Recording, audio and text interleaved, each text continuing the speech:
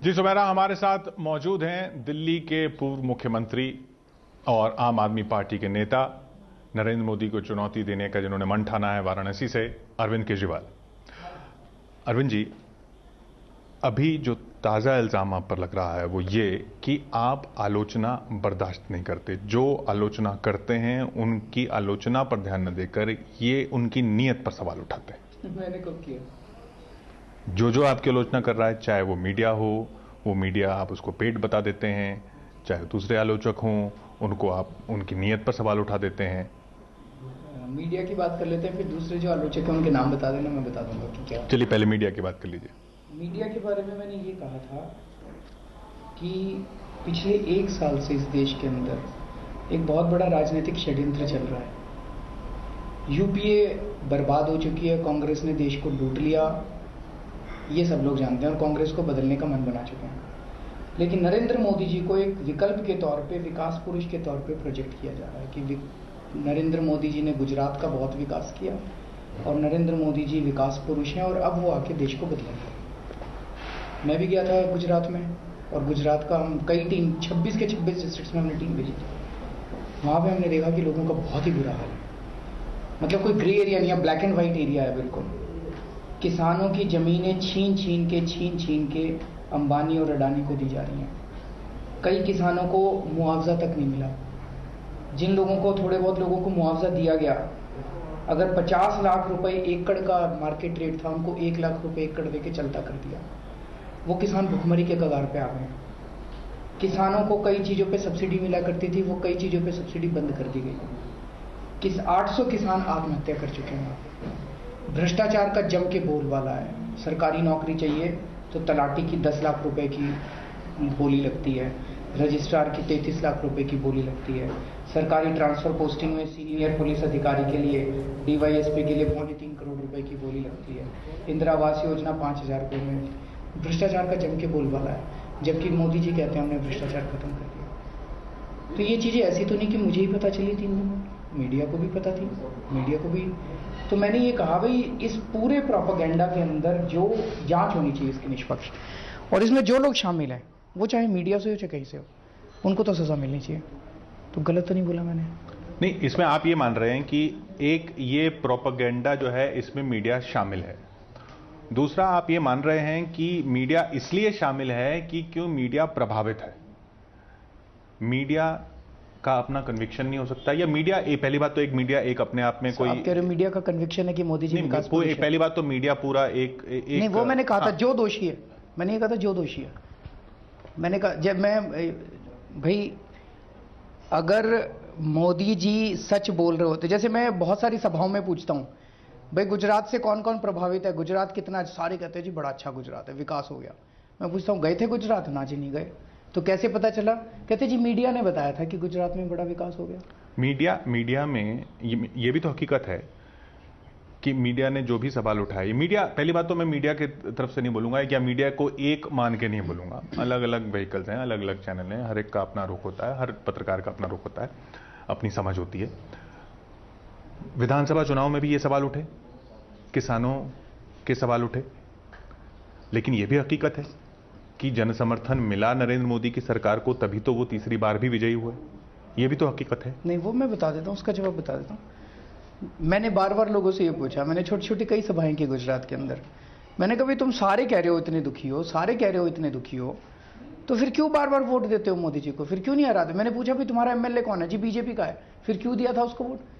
लोगों ने बताया जी वहां पे ऑपोजिशन नाम की चीज नहीं है, कांग्रेस बिल्कुल खत्म हो चुकी है, और कांग्रेस तो और भी ज्यादा बर्बाद है, कांग्रेस से नफरत है लोगों को। नहीं, ये तो हकीकत हो सकती है, लेकिन अगर आपका ये आरोप है कि मीडिया में जानबूझ के, अच्छा मेरा आरोप नहीं है केवल, आप ये तो मानेंगे आज बहुत सारे सीनियर पत्रकार, आप ही की कम्युनिटी के लोग इस बात को मानते हैं कि पेड मीडिया इस देश में एग्जिस्ट करता है। इस बात को तो मानना पड़ेगा, लेकिन जो सारे नहीं है, लेकिन कुछ हैं, गंदी मछली है ना? वो किस में नहीं है? हर जगह है। वो आपकी पार्टी में नहीं है क्या? नहीं सर, सब जैसे सब जगह है। हम अपनी पार्टी में जो भी गलत होता है उसको निकाल देते हैं। जैसे एक कैंडिडेट की टिकट कैंसिल की, जैसे परंजय गुहा ठाकुर था, उन्होंने एक पेड मीडिया की रिपोर्ट करी थी 2 साल पहले, पिछले चुनाव के पहले। उन्होंने कहा था कि फलाने नाम ले लेके उन्होंने कहा था कि क्या हुआ उसका, किसी का लाइसेंस रद्द हुआ, कुछ हुआ? कुछ भी नहीं हुआ।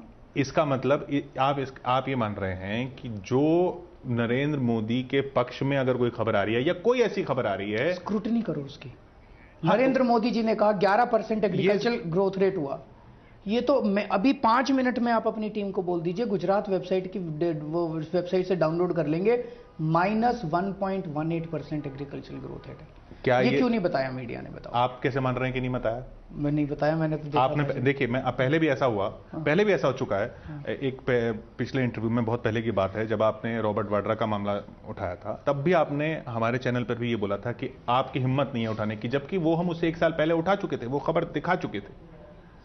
तो जरूरी तो नहीं कि हर चीज आपने मैं आपको बताता हूँ एक छोटी सी चीज।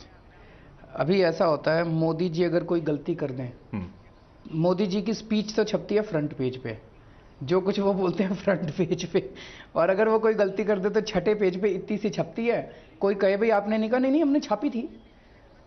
अगर कोई और नेता हो, उसका कैरियर बर्बाद कर दोगे। तीसरे दिन तक कहना चालू, नेशन वांट्स टू नो कि इसको इस्तीफा देना चाहिए कि नहीं देना चाहिए। यानी आपने, सुनो तो सही। हाँ, मैं आपकी बात समझ गया। सुनो तो सही, चलिए बोलिए।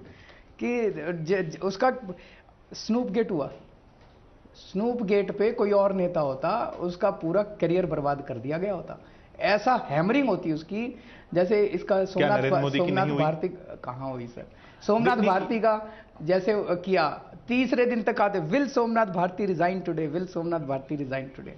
तो एक चलाते हैं, will Narendra Modi resign today, will Narendra Modi resign today. नहीं, आप जो आप कह रहे हैं, मेरा सवाल सिर्फ इतना है कि ये सिर्फ कन्विक्शन की वजह से नहीं हो सकता। बड़ी पिक्चर लेते हैं। बड़ी पिक्चर ये है, मीडिया बहुत अच्छा काम कर रहा है हमारे देश में, लेकिन मीडिया के कुछ सेक्शंस हैं जो पूरे मीडिया, गंदी मछली पूरे तालाब को गंदा कर देती है, एक मछली पूरे तालाब को, जो कि गलत काम कर रहे हैं। ये आपके मीडिया बहुत इंपॉर्टेंट है, चौथा स्तंभ है हमारे जनतंत्र का। It is in my interest and it is in your interest कि हमारे देश में एक निष्पक्ष और स्वतंत्र मीडिया की आवाज़ होनी चाहिए। तो जो लोग गलत काम कर रहे हैं, आपकी भी जिम्मेदारी बनती है, मेरी भी जिम्मेदारी बनती है कि उन लोगों को आइडेंटिफाई करके पॉइंट आउट किया जाए। बस मैं इतना कह रहा हूं। इससे कोई असहमत नहीं होगा केजरीवाल जी, इससे कोई असहमत नहीं होगा, इससे कोई असहमत है भी नहीं। लेकिन सवाल यह है कि अगर यह मान लिया जाए कि कोई रिपोर्ट नरेंद्र मोदी के पक्ष में या कांग्रेस के पक्ष में या आपके खिलाफ या पक्ष में भी छोड़िए, या इस तरीके से जिससे उनका कहा हुआ पक्ष मजबूत होता है, उस रिपोर्ट पे ध्यान न देके या उस रिपोर्ट पे कोई और कमजोरी न उठा के ये कहा जाएगा कि ये रिपोर्ट इसलिए है क्योंकि इसमें पैसे दिए गए हैं, ये आपके लिए भी गलत है। नहीं, मैंने ये कहा था कि इसकी जांच होनी चाहिए कि ये पैसे लेके की गई या नहीं। आप ये मानेंगे दैट पेड मीडिया एक इस नहीं, देश आपने में, ये भी कहा कि आपने ये भी कहा कि इतना करोड़ एडवर्टाइजमेंट पे आ रहा है, आप ये मानते हुए कि उस एडवर्टाइजमेंट का एडिटोरियल पॉलिसी पे असर पड़ता है। मैंने कहा भी जांच होनी चाहिए। जैसे अब ये बीजेपी वाले कह रहे हैं कि भाई 400 करोड़ रुपए का उनका पीआर का बजट है। लोगों के मन में शंका तो होती है, 400 रुपए कहाँ, करोड़ रुपए कहाँ खर्च करेंगे, कैसे कैसे जाएगा उसका। भाई अब पेड मीडिया इस देश के अंदर एक रियलिटी है, सारे नहीं है, कुछ हैं। तो हम इतना, मैं ये जानना चाह रहा हूँ, मीडिया वाले थोड़ा सा क्रिटिसिज्म होने से इतना घबरा क्यों जाते हैं? नहीं, क्रिटिसिज्म होना चाहिए। मैं कह रहा हूं क्रिटिसिज्म इस वजह से भी हो सकता है कि मीडिया वाला आप लोग टफ क्वेश्चन पूछते हो, कोई रिपोर्ट ना समझे, जैसे कोई रिपोर्ट ना समझी से है। नहीं, देखिए मैं कह रहा हूं कोई रिपोर्ट ना समझी की वजह से है, कोई रिपोर्ट इस वजह से है कि पूरी उसकी डेप्थ भी नहीं गई। रेगुलरली 1 साल तक सारी मीडिया की ना समझी। नहीं, आप ये आप मान के चल रहे हैं, फेवर में जो आप कुछ ना कुछ जिस आदमी को आप बोल रहे हैं, वो आदमी भी खुद ये कहता है कि मीडिया वाले जो है मेरे खिलाफ हैं। वो आदमी भी खुद ये कहता है। उस शख्स ने भी जब मुख्यमंत्री बनने के बाद पहला भाषण दिया तो मीडिया पर ही तंज कसा था 2002 में। नहीं, अभी के तीसरी बार चुनने के बाद आप उनका पहला भाषण सुनिए, उन्होंने साफ कहा था मीडिया के मेरे मित्रों, और वो जो तंज था उसमें उनका यह था कि देखिए आपने मेरे खिलाफ क्या क्या नहीं चलाया, फिर भी मैं जीत कर आया। ये मैं सहमत हूं, मैं ये सहमत हूं। कुछ ना कुछ हुआ है सर। गुजरात के चुनाव के पहले, अभी जो असेंबली इलेक्शन हुआ था, मीडिया ये दिखा रहा था कि उनके जैसा गंदा आदमी इस दुनिया में नहीं है। और गुजरात के चुनाव के बाद कुछ ना कुछ हुआ, उसके बाद ये दिखाने लगे कि इनके जैसा विकास करने वाला दुनिया में कोई नहीं है। वो टर्निंग पॉइंट क्या था? आप खुद स्टोरीज उठा लीजिए, मैं एक रिसर्च करके आपको भेज दूंगा कि कितनी नेगेटिव स्टोरीज गुजरात चुनाव के आपकी स्माइल भी बता रही है। नहीं आप हर चीज में नियत पकड़ते हैं। नहीं, मैं नियत नहीं पकड़ता। आप किसी की स्माइल में नियत देखते हैं, आप किसी के सवाल में नियत देखते हैं, आप आलोचना में नियत देखते हैं।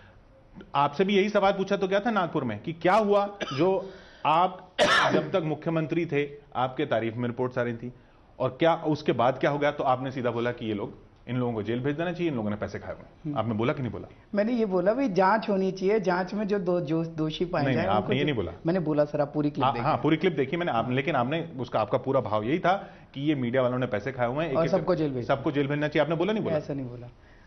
मैंने ये बोला है कि वो पिछले 1 साल में जो राजनीतिक षड्यंत्र हुआ इस देश के, सर मैं आपको एक स्टोरी, मेरे को वो देख के मेरा दिल बड़ा तड़प उठा था।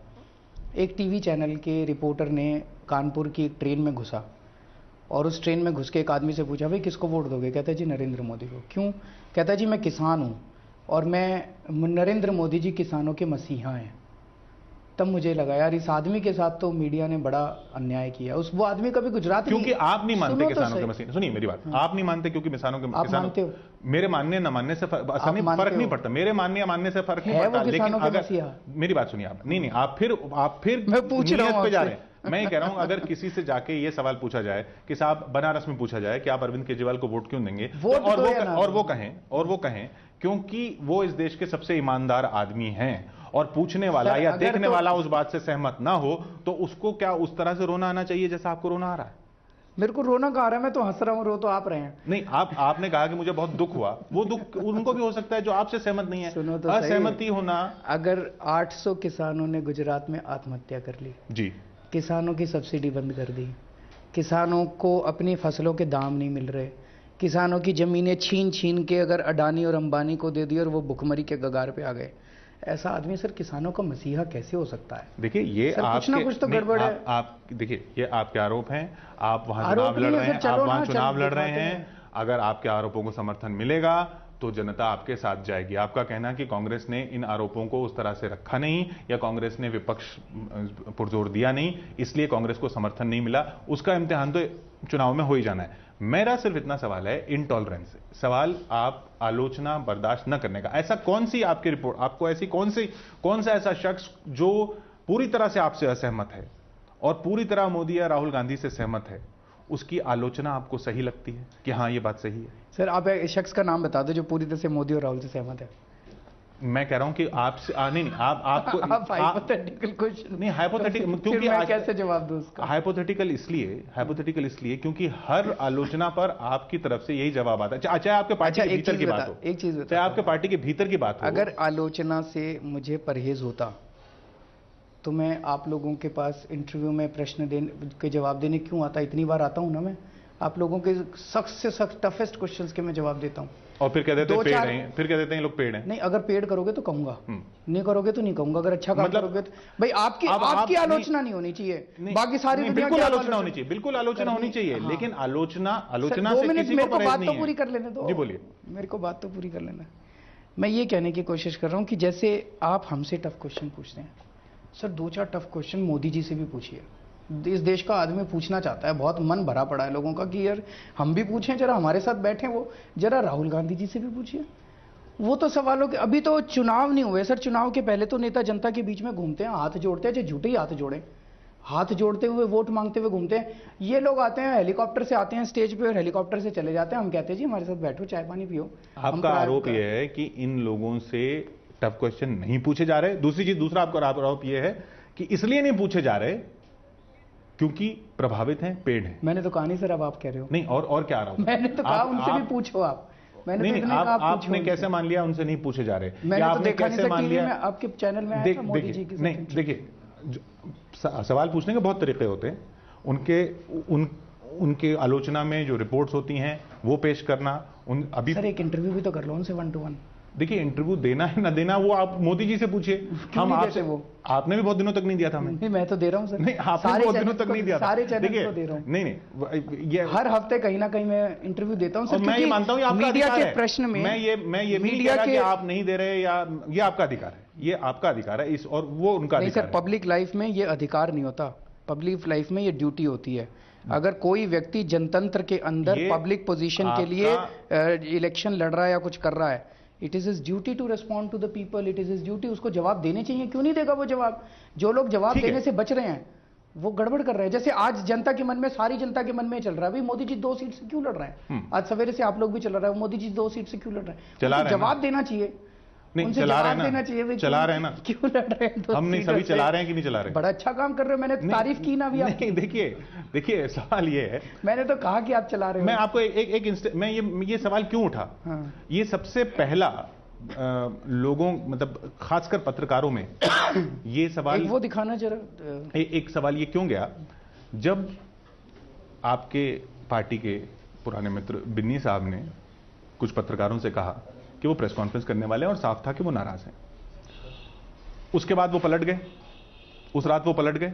उस रात भी आपकी पार्टी की तरफ से यही आया कि मीडिया सेंसेशनलाइज करता है जी, मीडिया को पता नहीं, आपने खुद ने बोला कि पता नहीं कहां से खबर लग गई, ये पता नहीं क्या हुआ, ऐसा तो कुछ है ही नहीं, आप लोग बस जो खबर है नहीं, ये मैं नहीं कह रहा, उसको खबर बना रहे हैं। ये जरा सा दिखाइए, ये है नेकेड बायस थ्रेटन्स मीडियाज क्रेडिबिलिटी।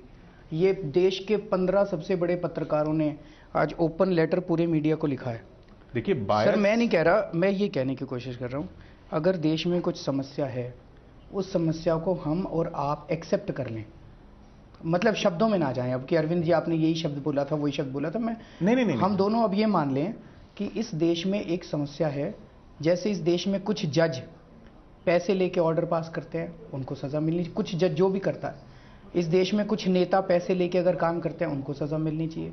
इस देश के अंदर कुछ विधायक अगर पैसे लेके काम करते हैं, उनको उसी तरह से चौथा स्तंभ जो है मीडिया है। इससे कोई इनकार नहीं कर रहा, बस इतना ही तो मैं कह रहा हूं, इससे कोई इनकार नहीं कर रहा। ये भी यही कह रहे हैं सर, ये भी यही कह रहे हैं। लेकिन जब आप रैली में खड़े होकर बोलते हैं कि इस मीडिया को मैं दिखा दूंगा, मैंने कब कहा दिखा दूंगा? अरे आपने बोला। अरे सर, ऐसी लैंग्वेज में कभी भाषा यूज नहीं करता, दिखा दूंगा।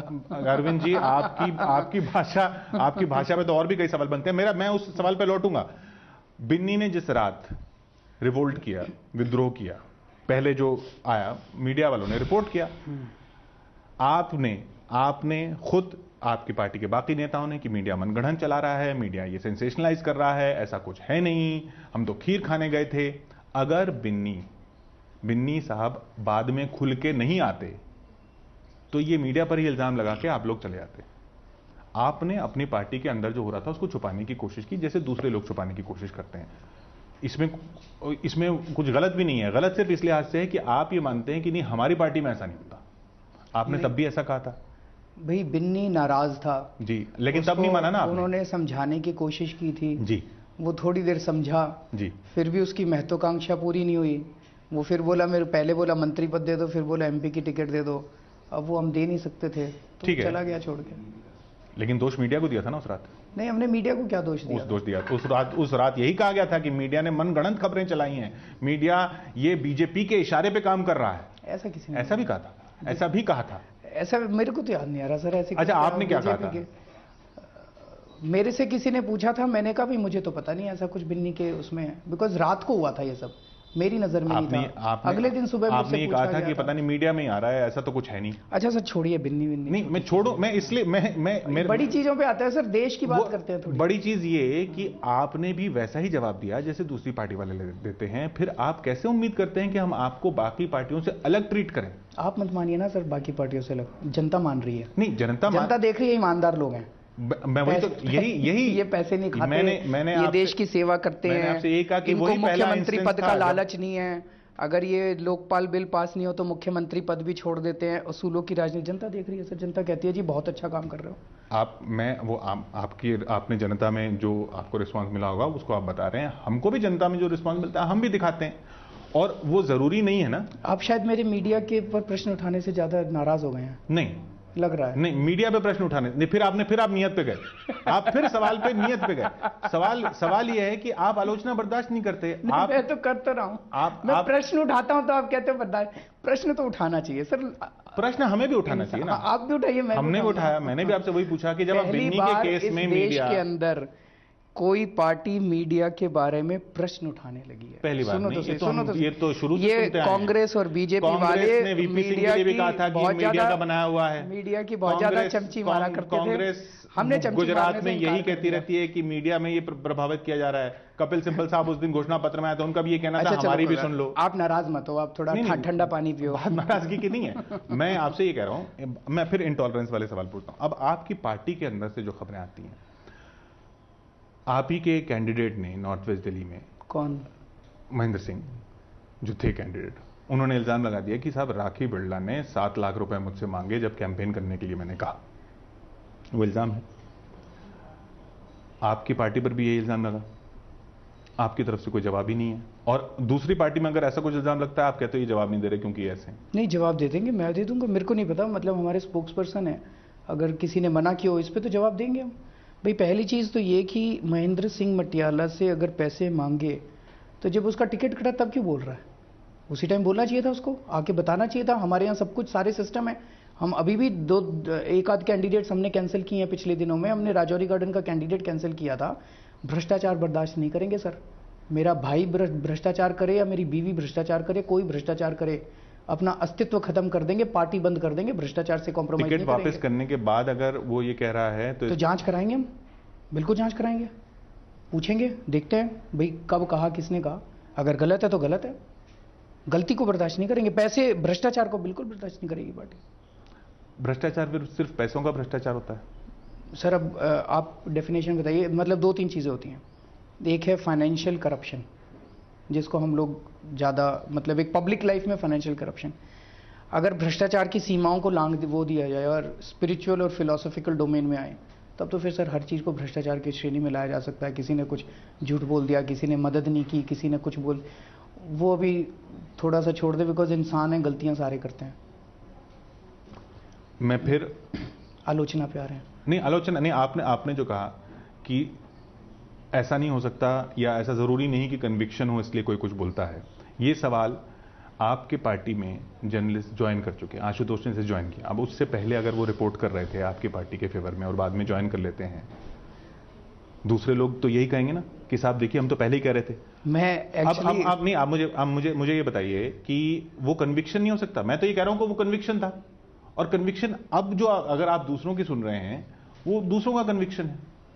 वो उस कन्विक्शन में कुछ कमी डेप्थ की हो सकती है, नासमझी की हो सकती है, जरूरी तो नहीं कि पेड़ ही हो। नहीं, मैंने तो कब कहा, मैं फिर आप उस पर आ गए। मैं ये कह रहा हूं भाई जांच होनी चाहिए, निष्पक्ष जांच होनी चाहिए, और जांच होके जांच ना रह जाए। पर गुआ ठाकुरदा ने जांच की, जांच में कुछ चैनल और कुछ अखबार दोषी पाए गए, सजा मिलनी चाहिए कि नहीं मिलनी चाहिए आपके हिसाब से? तो उसके लिए क्या आप बाकी मीडिया को जिम्मेदार ठहराएंगे? नहीं, मैंने तो कहा जो दोषी है उसको जांच दो, उसको सजा दो। उसको सजा नहीं हुई आज तक, 2 साल हो गए, 3 साल हो गए उनकी रिपोर्ट को, अभी तक सजा नहीं हुई। सजा होनी चाहिए सर, सजा होने लग गई ना तो सारे ठीक हो जाएंगे।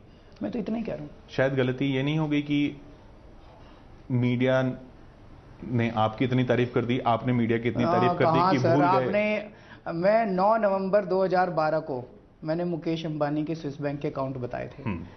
तब से लेके सितंबर 2013 तक मीडिया ने में कंप्लीट ब्लैकआउट किया था। अगर आपका ये मानना है कि ब्लैकआउट किया था तो फिर शुरू कैसे हुआ? मैं बताता हूँ ना। सितंबर तक ब्लैकआउट किया। सितंबर में किसी चैनल ने कोई सर्वे कराया, ओपिनियन पोल, दिल्ली के चुनाव होने वाले थे 2 महीने बाद। ठीक। ओपिनियन पोल में ये आया कि इनकी 2-4 सीट आ रही हैं, तो ये लगा भी अब इनको इग्नोर नहीं कर सकते, ये हैं, दे एग्जिस्ट। उसके बाद से सर 2 महीने तक इतनी नेगेटिव स्टोरी चल रही, फॉल्स, मैं आपके चैनल को नहीं कह रहा, मैं जनरल, कुछ लोगों ने फॉल्स स्टिंग ऑपरेशन कराए गए, ये कराया गया, बार बार रिपीटेड ओपिनियन पोल कर करके इनकी तो 3 सीट आ रही है, इनकी तो 4 सीट आ रही है, इनकी तो 5 सीट आ रही है। Ultimately I 28 seat. तो एक मन में प्रश्न तो उठता है भाई, जिन जिन चैनल वालों ने 4 सीट 5 सीट बताई थी, या तो उनको ओपिनियन पोल नहीं करना आता या वो मिले हुए थे, 2 ही चीजें। तो एक बारी वो कह दे भाई हमको ओपिनियन पोल नहीं करना था, गलती हो गई हमसे, इतना तो मान ले, गलती तो मान ले। आपके अपने पोल में कितनी सीटें थी? हमारे पोल में 36 सीट थी। नहीं आई? हाँ नहीं, 36 में बता देता हूँ उसका कारण है हमारी एग्जैक्ट। शुरू तो 57 से हुआ था कुछ। नहीं, वो तो मैं बोला करता था, मैं 50 सीट 47 सीट बोला। आप ऐसे बोला करते थे जैसे दूसरे लोग प्रोपेगेंडा करते हैं। मेरी अपनी पॉलिटिकल असेसमेंट थी भाई, एक पॉलिटिकल असेसमेंट होती है। मैंने सीटों का आकलन किया था, कैंडिडेट्स का आकलन किया था, मेरी अपनी ये वाले नहीं, मैं सुनो तो सही, सुनो तो सही। मेरी अपनी पॉलिटिकल असेसमेंट 47 की थी। योगेंद्र यादव जी ने वो कहा किया था वो 36 to 42 था। ठीक है, 28 सीट और 36 सीट में फिर भी थोड़ा सा पास पास है। 4 में और 28 में तो सर कुछ ना कुछ गड़बड़ है। तो फिर या तो ये चैनल वाले ये मान लें, मैंने कहा भाई दो ही चीज है, भाई हमारे सर्वे में गलतियां थी, हमें सर्वे नहीं करना था, और या ये मान लें कि भाई कुछ मिले हुए तो कुछ गड़बड़ थी। कुछ तो जनता पूछती है सर, जनता के मन में प्रश्न उठते हैं, हम प्रश्न उठाते हैं तो कहते हैं आप जनता नहीं करते हो। अब आप पार्टी हैं। देखिए रामलीला मैदान में आप अपने आप को जनता फिर भी कह सकते थे, सर चलो आप पॉलिटिकल पार्टी हैं, पर हम भी तो प्रश्न पूछ सकते हैं ना सर। कांग्रेस को कितनी सीटें दी थी उत्तर प्रदेश में, किस ओपिनियन पोल ने?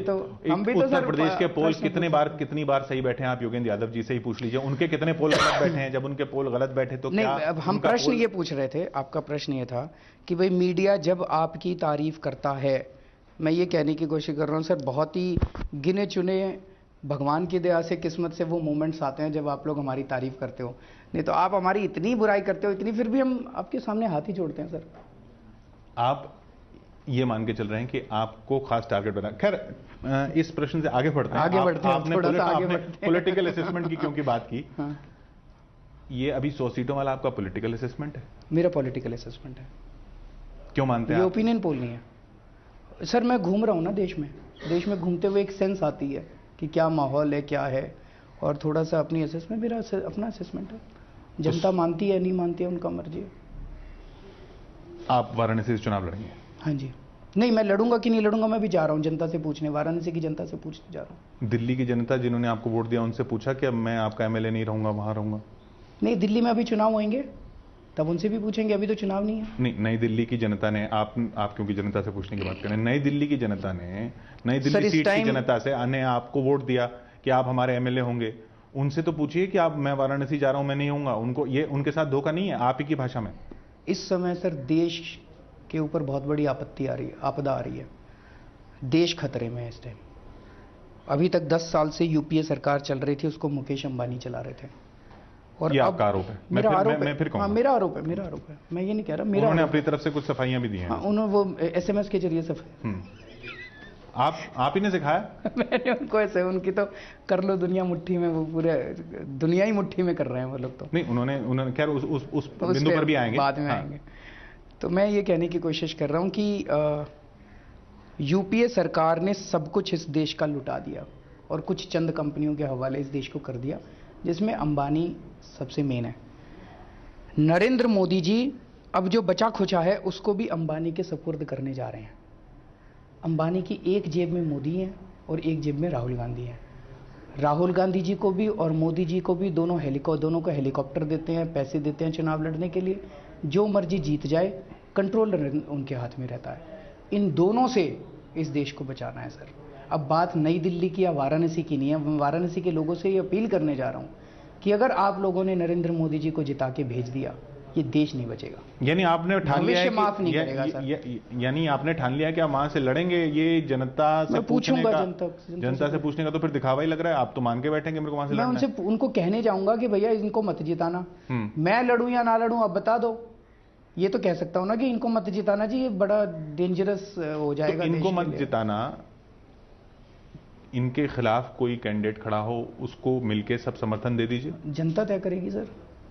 ये भी मुमकिन है आप कह रहे हैं? जनता तय करेगी। जनता कहेगी केजरीवाल जी आप लड़िए तो मैं लड़ जाऊंगा, कहेंगे जी अच्छा इनको नहीं जिताएंगे, इसको जिता लेंगे तो उसको जिता लेंगे।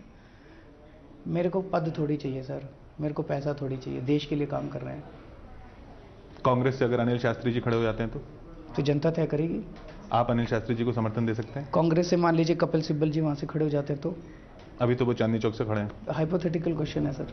नहीं, मैं ये हाइपोथेटिकल नहीं है अनिल शास्त्री जी का, क्योंकि उनका नाम चल रहा है। तो जब चल रहा है नाम तो ये रोज फेंकते रहते हैं कांग्रेस बीजेपी वाले, कभी इधर से चल रहा है कभी उधर, आने दीजिए नाम फिर देखते हैं, तभी तो जनता भी तय करेगी। यानी आपको नहीं, मेरा सवाल ये है कि आपको पार्टी से परहेज नहीं है, कौन व्यक्ति खड़ा होगा नरेंद्र मोदी के खिलाफ उसको देख के आप ये फैसला करेंगे? नहीं, मैंने ये नहीं कहा। मैं तो सीधा दूसरी पार्टियों के बारे में मैंने कहा भाई नरेंद्र मोदी जी अगर चुन के आ जाते हैं इस देश के लिए बहुत बड़ा खतरा है, क्योंकि जैसे डॉक्टर मनमोहन सिंह और गांधी परिवार अंबानी जी की जेब में है, नरेंद्र मोदी जी उससे भी ज्यादा अंबानी जी की जेब में है। ये उनको क्लियर करने जा रहा हूँ, सारे सबूतों के साथ वाराणसी की जनता के सामने रखने जा रहा हूँ। और वाराणसी की जनता से पूछूंगा, मैं चुनाव लड़ूं इनके सामने, अगर जनता कहेगी लड़ो तो मैं लड़ूंगा, बस। बाकी कौन खड़ा हो रहा नहीं हो रहा मेरे को इससे मतलब नहीं है। नरेंद्र मोदी के खिलाफ जो कैंपेन बाकी कई पार्टियों का है, कांग्रेस समेत, वो उनकी कथित सांप्रदायिक राजनीति को लेकर है। आप उस मुद्दे से ध्यान नहीं भटका रहे? ना, मैं नहीं भटका रहा, मैंने तो बहुत बार बोला, कल भी आप देख लेते, मैं हर बार बोलता हूँ भाई। जो षड्यंत्र के बारे में जो आपने बोला था, मैंने उसमें भी क्लियर किया, मोदी जी के दामन पे गुजरात दंगों के छींटे हैं। मोदी जी का दामन गुजरात दंगों से रंगा हुआ है। तो 1 साल पहले कॉन्स्पिरेसी रची गई कि ये क्या करें, वो हट ही नहीं रहे छींटे, 10 साल हो गए फिर भी नहीं हट रहे। तो कुछ लोगों ने मिलकर कॉन्स्पिरेसी की कि इनको विकास पुरुष प्रोजेक्ट किया जाए, ये दिखाया जाए कि इन्होंने गुजरात में बहुत विकास किया, चलो गुजरात में दंगे हो गए, गलती हो गई, उसको भूल जाओ। और फिर इनको 1 साल तक विकास पुरुष, ये आ गए तो भारत बदल देंगे, ये आ गए तो भारत बदल, ये बार बार प्रोजेक्ट किया गया। ये उसी का एक हिस्सा था सर। उनके सांप्रदायिक चेहरे के ऊपर एक विकास का चेहरा लगाने का एक बहुत बड़ा षड्यंत्र रचा गया था। तो आप भी मैं वाराणसी के लोगों को ये कहने जा रहा हूं, मोदी जी के गुजरात के अंदर 10 साल में 60,000 स्मॉल स्केल इंडस्ट्रीज उन्होंने बंद कर दी हैं। मोदी जी का विकास का मॉडल ये है, किसानों की जमीनें छीन के अंबानी और अडानी को दे दो, स्मॉल स्केल इंडस्ट्रीज बंद कर दो, मीडियम स्केल इंडस्ट्री, अब केवल इंडस्ट्री अंबानी और अडानी चलाएंगे। वाराणसी के बुनकरों को सोचना पड़ेगा कि हमारा काम बचेगा कि नहीं बचेगा। बनारसी साड़ी बनाने वालों को सोचना पड़ेगा कि ये हमारा सारा धंधा उठा के अंबानी और अडानी को तो नहीं देंगे। वाराणसी के किसानों को सोचना पड़ेगा कि हमारी भी जमीनें छीन के अंबानी और अडानी को तो नहीं दे दी जाएंगी कभी। ये मैं उनको बताने के लिए जा रहा हूँ। गुजरात की जनता ने ये नहीं सोचा? गुजरात की जनता ने सोचा, वो कह रहे हैं विकल्प नहीं हमारे सामने। तो आप गुजरात में जाके विकल्प दीजिए, वो गुजरात से भी चुनाव लड़ रहे हैं। हम गुजरात में भी देंगे सर, इधर भी देंगे। आप खुद गुजरात में भी लड़ेंगे? नहीं, आप गुजरात असेंबली की बात कर रहे हैं, इसकी बात? मैं गुजरात में लोकसभा सीट से भी वो चुनाव लड़ सकते हैं। क्यों लड़, पर वो 2 सीट से क्यों लड़ रहे हैं, क्या कह रहे हैं? 2 सीट से वो एक अलग प्रश्न है। वो पूछ रहा हूं आपसे, क्या कह रहे हैं वो? मुझे क्या पता वो क्या कर रहे हैं, उनके सर पूछिएगा आज उनसे। वो उनकी मर्जी है और ये संविधान अधिकार देता है, वो लड़ रहे हैं। मेरा आपसे सवाल ये, मेरा सवाल आपसे ये कि वो अगर दूसरी सीट से लड़ रहे हैं तो आप उनको दूसरी सीट पर भी चुनौती देंगे? एक बार उनसे पूछ के आइए तो फिर मैं बताता हूँ आपको। भाई वो तो बताएं कि क्यों लड़ रहे हैं, उनका लॉजिक क्या है। सर वो सवालों के जवाब क्यों नहीं देते? ये कैसा जनतंत्र मोदी जी का है? नहीं, वो सवालों के किसी के जवाब नहीं देते, बैठ के चाय नहीं पीते। सवाल लगातार किया जा रहा है, उनकी पार्टी से जो आता है उससे भी सवाल ये लगातार किया जा रहा है। ऐसा नहीं है कि सवाल पे उनको छोड़ा मोदी जी क्यों नहीं बोलते? लेकिन वो उनको अरुण जेटली जी को आगे किया जा रहा है कि वो क्यों नहीं बोलते, वो सवाल भी किया जा रहा है कि वो क्यों नहीं बोलते।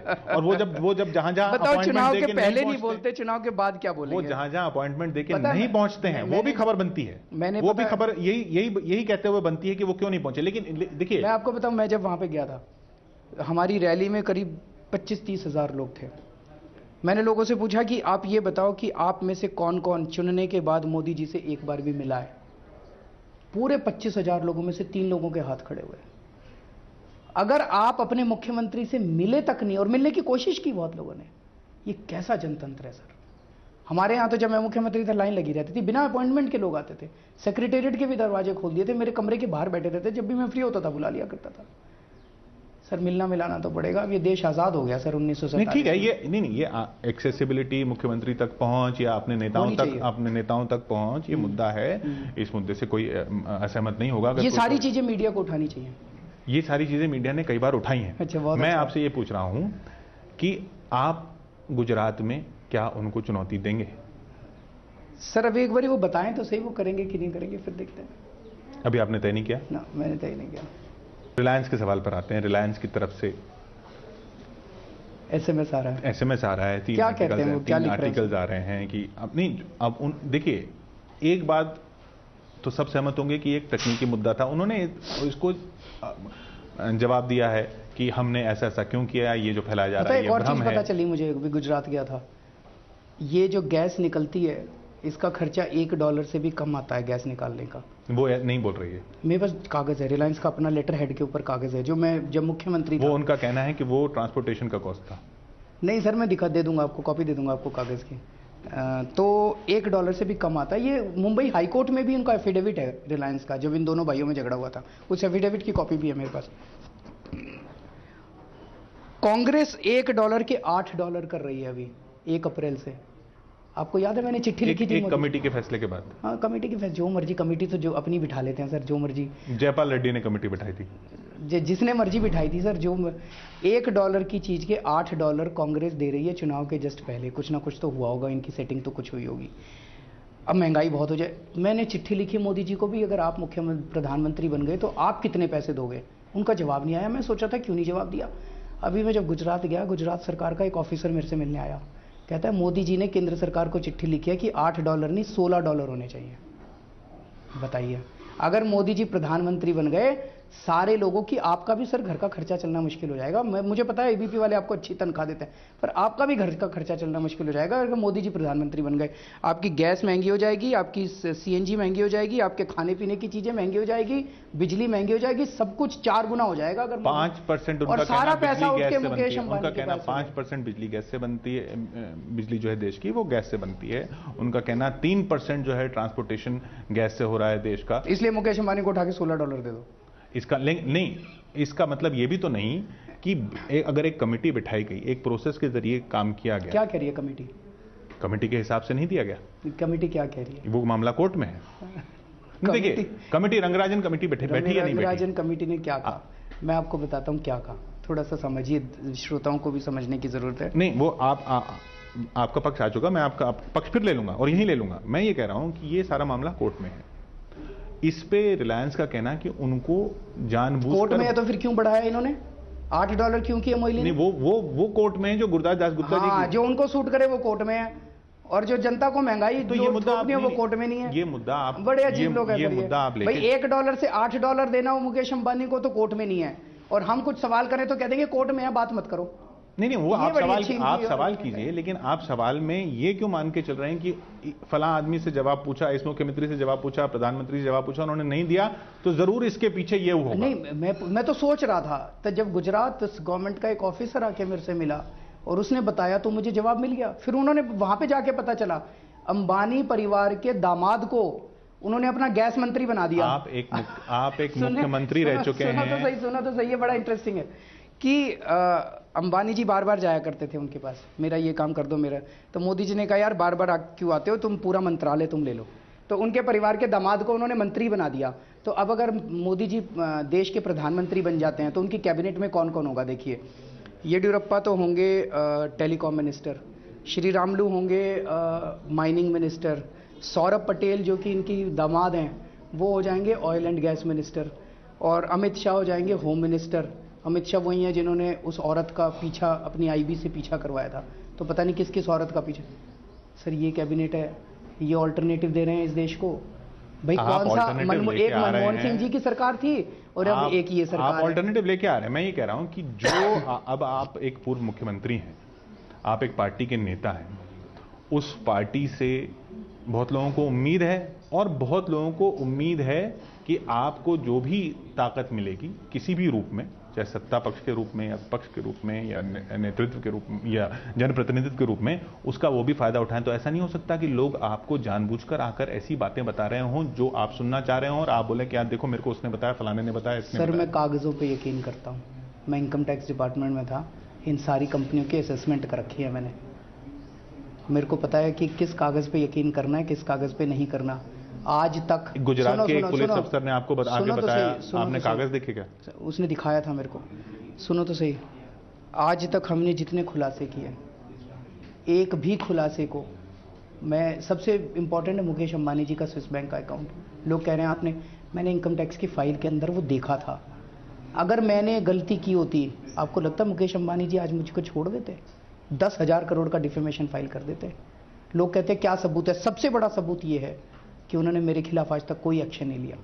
ये किसी का जवाब न देना सबूत हो जाता है कि वो कसूरवार है, किसी का आप पर एक्शन न लेना सबूत हो जाता है कि वो कसूरवार है। आपके ये वाले जो मापदंड हैं, या क्या ऐसा नहीं हो सकता कि कोई फलाना आदमी अगर आपका जवाब नहीं देना चाह रहा, कोई भी किसी भी इल्जाम का, वो आपको जवाब न देके उस इल्जाम को अहमियत न देना चाह रहा हो? नहीं, ऐसा नहीं है। ये सवाल बहुत इंपॉर्टेंट है और ये सवाल इस देश को खाए जा रहे हैं। कौन कौन से सवाल? स्विस बैंकों के अंदर अकाउंट्स हैं, आज तक किसी को पता नहीं चला था कि स्विस बैंकों के, सुना करते थे स्विस बैंकों के अंदर अकाउंट है, स्विस बैंकों के अंदर अकाउंट है। पहली बार इनकम टैक्स की फाइलें देख के मैं एक स्पेसिफिक जानकारी लेके आया था। लगभग 800 साढ़े 800 लोगों के स्विस बैंकों के अकाउंट, उनके नंबर और के अंदर अमाउंट्स ये भारत सरकार को मिले थे। भारत सरकार ने छोटे मोटे जो उसमें 10-15 लोग थे उनके ऊपर रेड मार दी, बाकी सबको छोड़ दिया। जब मुझे पता चला, मैंने वो देखा तो मैंने जनता के सामने ला दिया। ये मेरा ड्यूटी थी। मेरे पास उस कागज़ की कॉपी नहीं थी, लेकिन मैं देख के आया था सर, अपनी आंखों से देख के आया था।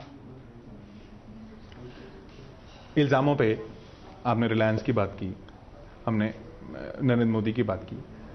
अब जब आप कह रहे हैं कि मुझे नरेंद्र मोदी को रोकना है, जनता को रोकना है सर, मैं तो बहुत छोटा आदमी हूँ। आप हराने ही जा रहे हैं ना उनको, किसी लड़ने थोड़ी जा रहे हैं। मैं जनता को कहने जा रहा हूँ कि उनको हराना, मैं कैसे हरा सकता हूँ, मैं तो बहुत छोटा आदमी हूँ। तो ये आपकी जितनी भी सीटें, अगर आपका आंकलन 100 है, उनका रोल सरकार बनाने या किसी की न बनाने में होगा? सर हम सच्चाई ईमानदारी के लिए लड़ते रहेंगे। सरकारें बनना और ना बनना ये बहुत छोटी चीज़ें हैं, हमारी लड़ाई बहुत लंबी है और बहुत बड़ी है। नहीं, आपने भी बताया ये कैबिनेट हो जाएगा तो सरकारें बनना तो छोटी। कैबिनेट को हम सपोर्ट कर सकते हैं सर? ठीक है, उसको आप नहीं करेंगे तो आपका उसको नहीं करना अगर है कोई ईमानदार सरकार बनेगी तो सपोर्ट करेंगे, ईमानदार सरकार नहीं बनेगी तो नहीं सपोर्ट करेंगे। नहीं सपोर्ट करना भी किसी न किसी की सरकार बनाना होगा ना। अगर आप ये भी कहते हैं, हम उसकी खिलाफत भी तो वोट कर सकते हैं ना अंदर पार्लियामेंट में। अगर कोई गलत सरकार बनती है, हम उसके खिलाफत में सब अपनी आवाज उठाएंगे। आप फलाना पार्टी की सरकार बन रही है, उसके खिलाफ वोट करेंगे, नहीं बनने देंगे, तो उसके बजाय दूसरे की बनेगी, दूसरा कुछ गठबंधन बनेगा, उसको उसके सर मैं एक चीज बताऊं, किसी न किसी को तो आपको मैं आपको मोटी पिक्चर बताता हूं। इस वक्त इस देश में बहुत बड़ा समुद्र मंथन चल रहा है, बहुत बड़ा समुद्र मंथन चल रहा है। ये इसकी सरकार उसकी सरकार, ये टेम्पोरेरी पीरियड के अंदर बहुत छोटी चीज़ें हैं। मेरा अपना आंकलन ये है, ना राहुल गांधी जी प्रधानमंत्री बन रहे हैं और ना शायद नरेंद्र मोदी जी प्रधानमंत्री बन रहे हैं। ये वाला बहुत बुरी तरह से फ्रैक्चर्ड मैंडेट होगा, ये वाली लोकसभा। ठीक है, और तो फिर इसलिए अहमियत और ज्यादा हो जाती है मेरे सवाल की। नहीं, मैं सुनिए, ये शॉर्ट टर्म में आप पूछ रहे हैं। इस वक्त बहुत जबरदस्त समुद्र मंथन चल रहा है देश के अंदर और बहुत ज़्यादा पॉलिटिकल फोर्सेस का रीअलाइनमेंट होगा। जनता जागेगी, जनता उठेगी। अगली लोकसभा साल 2 साल के अंदर ही दोबारा चुनाव होंगे। अगली लोकसभा मुझे लगता है कोई स्टेबिलिटी की तरफ और ईमानदारी की तरफ जाएगी। इस लोकसभा से कोई खास उम्मीद कर नहीं सकते आप। तो साल 2 साल भी तो किसी की सरकार रहेगी, जिसकी भी रहेगी सर, वो तो टेम्पोरेरी, उसमें भी आपका रोल रहेगा और वो देखा जाएगा कि आपका रोल हम किस तरह सर ईमानदारी और सच्चाई के लिए लड़ते रहेंगे। क्या रोल रहेगा नहीं रहेगा मैं कुछ कह नहीं सकता अभी। These are hypothetical questions. नहीं, हाइपोथेटिकल उनके लिए नहीं है ना जिन्होंने वोट देना है। अगर वो जाके जनता को ये विश्वास है, जनता पता है मेरे को क्या कहती है? जनता कहती है जी अगर आपके 20 आदमी पे पहुंच गए ना संसद के अंदर, इनको 2G का घोटाला नहीं करने देंगे। जनता को इतना विश्वास हो गया, अंदर बैठ के लड़ेंगे आपके लोग, अंदर बैठ के इनको घोटाले नहीं करने देंगे। जितने ज्यादा आदमी हमारे जाएंगे उतने घोटाले कम होंगे। लेकिन आपकी पार्टी को झाड़ू पे बटन दबाने के लिए जब कोई जाएगा तो वो वोट किसकी सरकार बना रहा है? ये अपनी सरकार बना रहा है। अरविंद केजरीवाल की सरकार नहीं बना रहा। सुनिए, अपनी अरविंद केजरीवाल की सरकार नहीं बना रहा, वो आम आदमी पार्टी की नहीं बना रहा, बीजेपी की नहीं बना रहा, कांग्रेस की। जो झाड़ू पे वोट लगाएगा वो एक सच्ची और ईमानदार राजनीति स्थापित करने के लिए इस देश के अंदर वोट डालेगा। ये उसको बड़ा क्लियर है। लेकिन और आप थोड़ा सा इंतजार कीजिए, थोड़ा सा इंतजार कीजिए। जनतंत्र में बड़े बड़े चमत्कार होते हैं। नहीं, लोगों ने कहा था 4 सीट आएगी, 28 सीट आई थी। आप कह रहे हैं लोगों ने कहा था शीला दीक्षित जी हार नहीं सकती, शीला दीक्षित जी हारी थी। लोगों ने उन दिनों में कहा था इंदिरा गांधी हार नहीं सकती, इंदिरा गांधी हारी थी। लोगों के हाथ में बहुत बड़ी ताकत है सर। लोगों में इस वक्त जो मैं देख रहा हूं, कोई मोदी वेव नहीं है, एक ही वेव है, गुस्से की लहर है चारों तरफ। ये गुस्सा किस फॉर्म में इजहार करेगी जनता, अभी कह नहीं सकते सर, मैं भी नहीं कह सकता। कुछ गुस्सा आपकी तरफ भी है दिल्ली में? हमारे लिए एक प्रश्न पूछ रहे हैं लोग सारे, मैं जहां भी जाता हूं मैं बता देता हूं। लोग पूछते हैं सर आपकी सरकार अच्छी चल रही थी, आपको इस्तीफा नहीं देना चाहिए था। बहुत दुख होता है सर, लेकिन सर वोट आपको ही देंगे। मेरे को मन में 2 चीज़ें आती है। एक तो ये आता है कि पहली बार इस देश के अंदर शायद आज़ादी के बाद एक सरकार है जिसके इस्तीफा देने से दुख हुआ लोगों को। ये तो लोग मन बनाते हैं। मिल रहे हैं आप जो, ये वो लोग हैं जो आपको मिल रहे हैं। मैं फिर आपसे कह रहा हूं, आप एक पार्टी के नेता हैं। नहीं, कोई बात नहीं। आपको जो मिल रहे हैं वो प्रश्न जो पूछ रहे हैं मुझसे पूछ लीजिए। वो प्रश्न क्या क्या पूछ रहे हैं आपसे लोग? क्या भाग गए? वही आप जिम्मेदारी से भाग गए। वही तो मैं बता रहा हूँ, आपको जवाब देता हूँ ना मैं उसको, कि हम कहाँ भाग गए। मैं यहीं बैठा हूँ, पाकिस्तान नहीं गया। दोबारा दिल्ली के चुनाव लड़ेंगे, दोबारा दिल्ली की जिम्मेदारी लेंगे। 28 सीट थी सर, हमारी मेजॉरिटी आप बनारस में भी चुनाव लड़ रहे हैं, आप तो दिल्ली के मुख्यमंत्री फिर बनेंगे। सारी जगह चुनाव लड़ेंगे सर, देश बचाना है ना, दिल्ली दिल्ली नहीं बचानी, देश बचाना है अपने को। बनारस से भी लड़ेंगे, दिल्ली से भी लड़ेंगे, हरियाणा से भी लड़ेंगे, मुंबई से भी लड़ेंगे, तो हर जगह से चुनाव लड़ेंगे। सरकार क्यों छोड़ दी आपने? इसलिए छोड़ दी सर, हमारी 28 सीट थी, बीजेपी और कांग्रेस वालों ने बदमाशी करके इकट्ठे हो गए। इस बार सुप्रीम कोर्ट ने भी पूछा अपनी हेयरिंग में कि ये बताओ तुम कांग्रेस और बीजेपी वाले अब मिलकर सरकार बनाओगे क्या? जब तुम मिलकर जन लोकपाल बिल गिरा सकते हो तो मिलकर सरकार भी। सुप्रीम कोर्ट की हेयरिंग में जजेस ने पूछा। उस जन लोकपाल बिल को आपने उनको दिखाया भी नहीं, उनका आरोप है। अरे भेजा था, एक दिन पहले भेजा था उनसे, और फिर उस पर चर्चा होनी थी। चलो भेजा तो था, मान लो किसी को नहीं मिला, उसके बाद 2 दिन बाद सुनिए बात नियत पे सवाल उठाते हैं ना, वो भी ये कहते हैं कि जानबूझ के, आप भी कहते हैं बात तो पूरी हो जाने तो आपके प्रश्न था कि भाग गए, मैं उस क्वेश्चन को पूरा कर देता हूं। हमने कांग्रेस वालों से लिखित में लिया था 18 मुद्दों पे, लोकपाल बिल सपोर्ट करोगे? उन्होंने कहा था करेंगे। उसके बाद वो मिल गए दोनों, और मिलने के बाद फिर हमने जनता को बाहर आके कहा कि अब 28 सीट से काम नहीं चलेगा, हम भाग के कहीं नहीं जा रहे। 40 सीट दो, एक मिनट सर, एक मिनट, 40 सीट दो, यहीं बैठे हैं हम भी, यहीं बैठे हो तुम भी, देखो हम देश चला के दिखाते हैं। इन 49 दिनों के अंदर सारी जनता कह रही है भ्रष्टाचार इतना कम हो गया था, पुलिस वालों ने पैसे लेने बंद कर दिए थे, ट्रांसपोर्ट डिपार्टमेंट के अंदर भ्रष्टाचार कम हो गया था, अस्पतालों में दवाइयां मिली। हमारा सर्वे नहीं है, ये एक अखबार का सर्वे। ऐसे कई सर्वे गुजरात के होते हैं, उनको आप मानते नहीं है। वो कहते हैं आप जाके वहां देखिए। दिल्ली में जब आपको बोला जा रहा है कि लोग कह रहे हैं कि आप भाग क्यों गए, तो आप कह रहे हैं कि नहीं, लोग ऐसा नहीं कह रहे हैं।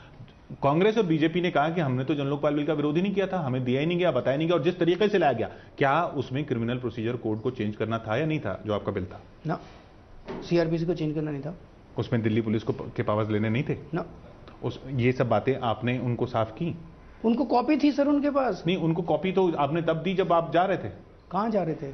छोड़ के जा रहे थे, आपने तय कर लिया था छोड़ के जा रहे थे। बोल रहे हैं सर, प्रोसीजर ये है, पिछले दिन कॉपीज दी गई थी, एक दिन पहले कॉपी दिए बिना उसको इंट्रोडक्शन का मोशन आ ही नहीं सकता, पॉसिबल ही नहीं है। एक दिन पहले कॉपी सबके घरों में पहुंचा दी गई थी, अगले दिन उनके पास गई थी। एलजी ने चिट्ठी लिखी? हाँ जी लिखी, एलजी को नहीं लिखनी चाहिए थी। आज तक कभी नहीं लिखी एलजी ने। एक सेक्शन मैं भूल गया, government of NCT of act है दिल्ली, उसमें सेक्शन 24 है या 26 तो है। कुछ ऐसा असाधारण पाया होगा ना एलजी ने, तभी तो लिखी, जो आज तक नहीं करना पड़ा था। पूछो उनसे क्या इतिहास में कभी नहीं करना पड़ा था। अगर आपके पक्ष में होता तो आप कहते देखो कितना जरूरी हो गया, जो एलजी तक को ये करना पड़ गया। उनसे पूछे कि क्यों लिखी उन्होंने। एलजी तक को कांग्रेस का एजेंट कह दिया आपके पार्टी के लोगों ने। कहा, गलत कहा, उस तरह के शब्द नहीं करने चाहिए, पर जिस तरह से एलजी बिहेव कर रहे थे वो ठीक नहीं था। मेरा सवाल फिर वो देखिए, ये जो छवि ना कि कोई भी जो सवाल करता है, जो आपसे सहमत नहीं होता है, आपकी नीतियों से सहमत नहीं होता है, वो कांग्रेस का एजेंट है, वो बिका हुआ है, वो एलजी ही क्यों ना हो। हमें शब्दों का थोड़ा चयन ठीक करना चाहिए, कभी कभी शब्द गलत निकल आते हैं। मैं शब्दों पे जा ही नहीं रहा हूं, मैं भावना की बात कर रहा हूं कि ऐसा भी तो हो सकता है कि वो दूसरा शख्स वाकई किसी बिंदु पे असहमत हो, तो उस पर डिबेट हो जाता है ना सर। फिर वो शख्स अपना पॉइंट रखता है, हम अपना पॉइंट रखते हैं, फिर जनता तय करती है कौन ठीक है। हमें अपना पॉइंट रखने का तो अधिकार है। आपके मंत्री से जब एक रिपोर्टर ने सवाल पूछा तो उन्होंने यही बोला कि मोदी जी ने कितने पैसे दिए हैं। हाँ, वो गलत बोला, उसने नहीं बोलना चाहिए था ऐसा, ठीक नहीं था वो। ये सब जो मैं आपको सर, मैं ये कहने की कोशिश कर रहा हूँ, हम भी गलती करते हैं सर। हाँ, तो हम आम आदमी हैं, गलती करते हैं, इंसान है सर। जब भी गलती करते हैं माफी मांग लेते हैं। मैंने खुद पता नहीं कितनी बार गलतियों की माफी मांगी है, लेकिन सर नीयत साफ है। मैं ये कहने की कोई मोटे मोटे तौर पे नीयत साफ है हमारी। मैं वही कह रहा हूं कि आपने बोला कि वो शब्दों का चयन गलत था। मेरा ये कहना है कि क्या वो भावना ही गलत नहीं है? नहीं, क्या अगर ऐसा नहीं हो सकता? हाँ, भावना उसकी गलत थी। अगर उसको ये लगा कि किसी ने पैसे लेके वो क्वेश्चन पूछवाया, वो भावना गलत थी, नहीं करना चाहिए था उसको ऐसा। अरविंद केजरीवाल जी, अब बनारस की जनता भी यही सवाल पूछेगी कि अभी तो आप दिल्ली में लड़के आए, वहां से भाग के आए, देश बचाने आए हूं मैं कहूंगा। नहीं, आप तो देश बचाने आए हैं, लेकिन उनका भी तो कोई प्रतिनिधि होना चाहिए ना संसद में। आप उनका प्रतिनिधि सिर्फ अपनी महत्वाकांक्षा के लिए या मेरी कौन सी महत्वाकांक्षा है सर? दिल्ली का मुख्यमंत्री छोड़ के कोई एमपी बनता है क्या? बेवकूफी होता है। बताओ, महत्वाकांक्षा में कोई दिल्ली के मुख्यमंत्री का पद छोड़ के कोई बनारस में एमपी बनने जाएगा? ये महत्वाकांक्षा का पैमाना होता है। आप खुद ही कह रहे हैं चमत्कार हो सकता है, आप एमपी नहीं, आप तो पीएम बनना चाह रहे हैं। पीएम नहीं बनना सर, मेरे को कोई लालसा नहीं है, कोई पद की लालसा नहीं है, पर इस देश को बचाना है सर। किसी भी तरह से इस देश को बचाना है सर। ये देश बहुत ही नाजुक दौर से गुजर रहा है और जनता बहुत त्रस्त हो चुकी है। इस देश की जनता बहुत अच्छी है, लेकिन ये पूरी सरकार बहुत ख़राब है, ये नेता बहुत ख़राब है, लूट लिया इन लोगों ने। अगर हमारे देश की गवर्नेंस ठीक हो जाए, राजनीति ठीक हो जाए, तो हम अमेरिका को भी पीछे छोड़ देंगे। आपने कहा कि गलतियां जो होती हैं वो हम मान लेते हैं। आपको क्या लगा अभी जनवरी से लेकर अभी तक क्या गलतियां हुई हैं आपसे आपकी पार्टी बीच कई बार होती रहती हैं। जैसे जो आपको याद होगा, जैसे हमने सरकार शुरू की, मैंने एक वो जन दरबार लगाया था। तो जन दरबार जो लगाया उसमें हम असेसमेंट ठीक से नहीं कर पाए और वो क्योस हो गया। अगले दिन ही मैंने कहा मीडिया में आके, मैंने कहा हाँ हमसे गलती हुई, हमसे असेसमेंट करने में गलती हुई, अगली बार हम ठीक से करेंगे। फिर एक और कोई चीज़ थी जिसको मैंने वापस लिया था, उस टाइम भी मैंने कहा, मेरे को याद नहीं आ रहा कि भाई हमसे गलती हुई। तो जब भी गलती हो अच्छी चीज़ है सर, बिकॉज हम सारे कोई भगवान तो है नहीं कि हर चीज़ को परफेक्ट कर सकते हैं। हम भी करते हैं कुछ गलत, लेकिन किसी भी गलती के पीछे नीयत खराब नहीं होती है। गलतियां हो जाती हैं, आप 10 काम करोगे, 2 काम गलत भी होते हैं, 3 काम गलत भी होते हैं, मान लेने चाहिए। आलोचना करने वाला भी गलती कर सकता है सर, इसीलिए मैंने कहा उसकी भी नीयत जांच होनी चाहिए कि नीयत खराब हो तभी सजा मिले। मैंने इसीलिए तो जांच की बात की है सर। वो आप तय करके कि फलाना जो है वो पेड है, वो मैंने कब कहा सर और फिर जांच होनी चाहिए ना, मैंने तो कहा नहीं कि फलाना पेड है। मैंने कहा भी 1 साल से इस देश के अंदर एक षड्यंत्र चल रहा है जिसमें मोदी जी को विकास पुरुष, मोदी जी को विकास पुरुष ये नहीं दिखाया जा रहा कि किसानों ने आत्महत्या कर ली, उन्होंने किसानों की जमीनें छीन ली, छीन के उन्होंने अंबानी और अडानी को 1-1 रुपए मीटर पे दे दी। ये कोई नहीं दिखाया जा रहा। वहां पे भ्रष्टाचार का जबरदस्त 2 साल से ये भी चल रहा है कि अरविंद केजरीवाल ईमानदार, उनकी पार्टी ईमानदार। ये नहीं बताया जा रहा कि उनके स्वराज में क्या है, उनकी किताब में क्या है। ये नहीं बताया जा रहा कि वो ये कह रहे हैं कि एक गांव को इतनी ताकत दे दो जिससे पूरा सिस्टम में। ये आलोचना हो सकती है ना कई लोगों की, है जो जिन लोगों को तो आप 1 घंटे का प्रोग्राम रखो, स्वराज पे चर्चा करेंगे।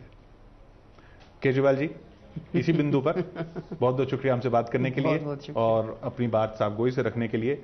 उम्मीद है कि हमने भी अपनी बात काफी साफगोई से रखी। नहीं सर, बिल्कुल, थैंक यू सो मच।